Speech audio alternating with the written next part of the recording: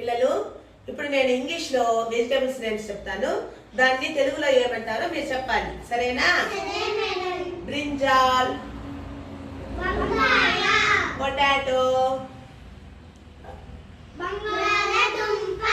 onion, drum stick,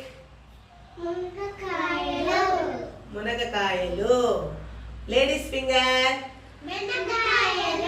pumpkin,